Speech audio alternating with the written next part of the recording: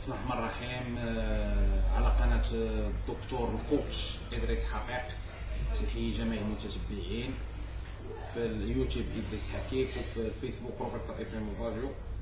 عن طريق هذا الفيديو هذا تنوجه التحية للقواسم منطقة سيدي إسماعيل والقواسم ديال منطقة ولاد فرج، و غنعطي شي تفاصيل وشي حقائق الحمد لله تاريخيه اللي نعزز بها هاد التحيه لهم وهما دائما في القلب. فاولا قواسم سيدي اسماعيل ديالنا نفس العائله، نفس السلاله المباشره، لان سيدي اسماعيل اللي في الزاويه هو ولد سيدي سعيد اللي في ورال الزعيم الدكالي قاهر الاستعمار البرتغالي، و نفس العائله كما قلت لكم. وتنوجه التحيه لعائله السجده ديالنا ولعائله ابو القاسم، تنوجه لهم تحيه جد خاصه، راهم ديالنا الحمد لله.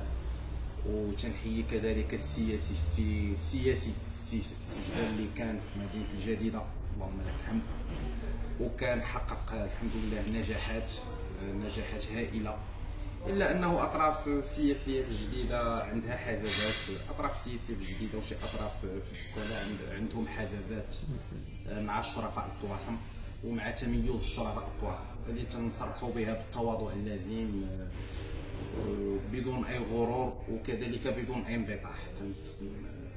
نوضحوا هذه المساله هذه وتنحطوا الهضره في الميزان. وتنوجه التحيه للقواسم ولاد فرج، للشرفاء المحمديين اللي هما العائله ديال الام ديال جدي امي الطيبه، تنحييوهم واحد التحيه جد خالصه. وان شاء الله ستكون هناك ان شاء الله زياره ان شاء الله لهم في اقرب الاجل، لا قواسم سيدي اسماعيل ولا قواسم ولا فرج، ومرحبا بهم. تنطالبهم بالعمل المكثف والعمل الجماعي مع قواسم ورار وقواسم وهله. وشكرا جزيلا.